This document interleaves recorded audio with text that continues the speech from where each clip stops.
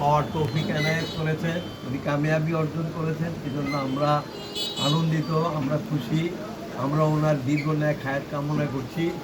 এবং যে কতদিন দুনিয়াতে হায়াতে জিন্দিগিতে বেঁচে থাকবেন, ততদিন যেন আল্লাহ পাক রহমানুর রাহিম ওনাকে সেই শক্তি সামর্থ্য তৌফিক এনায়েত করেন।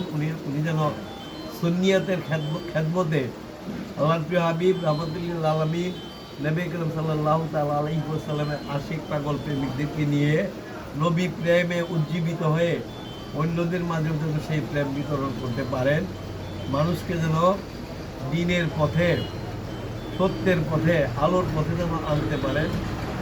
ওনার এই দিনই এলম দিয়া, দিনই খেদমত দিয়া সেই তৌফিক যেন আল্লাহ পাক ওনাকে হেদায়েত করেন, সেই কামনা আমরা করছি।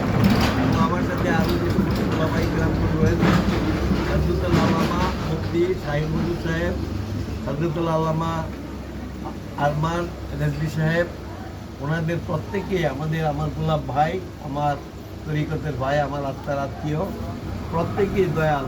সেই তৌফিক দিক আমরা যেন অন্ধকারাচ্ছন্ন মানুষকে আলোর পথে এনে নিজের অজানা আলোকিত হইতে পারি, অন্যদেরকে যেন আলো বিতরণের মাধ্যম হিসেবে কাজ করতে পারি।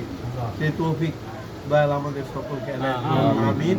আসসালামু আলাইকুম ওয়া রাহমাতুল্লাহ।